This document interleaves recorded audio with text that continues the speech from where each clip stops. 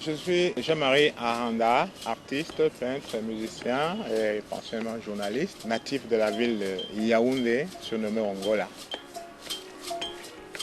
Un musée, c'est en quelque sorte un lieu de conservation ou de circulation éventuellement de valeurs culturelles, artistiques réalisées à travers le monde et souvent de façon privilégiée par les natifs du pays. C'est une façon de célébrer et conserver les créations des anciens de telle manière qu'elles servent de repère aux générations suivantes.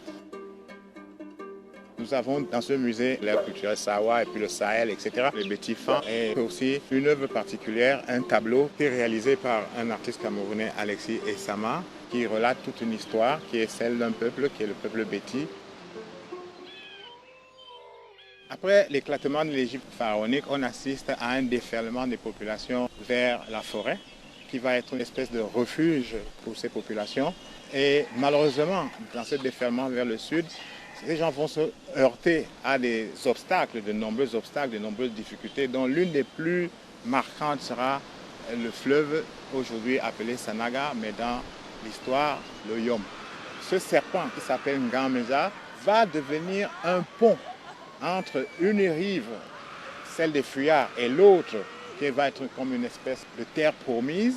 Et chaque tribu composant ce peuple va être invité à traverser sur le dos du serpent à une seule condition, il est interdit de piquer le serpent. Malheureusement, cette interdiction va être bafouée par un des traversants et le serpent, ressentant cette piqûre, va évidemment s'enfoncer dans l'eau, noyant la plupart des populations qui étaient encore sur son dos en train de traverser. Et c'est comme ça que les peuples seront scindés en deux parties. Une partie qui va rester sur la rive gauche et une deuxième partie qui va partir sur la rive droite. Et le Nvet va naître.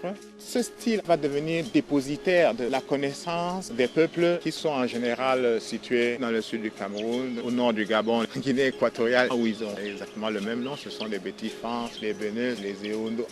La scène représentée dans cette œuvre rejoint d'une certaine façon les thèses du professeur Cheikh Anta Diop lorsqu'il affirmait l'influence des Africains dans les civilisations égyptiennes.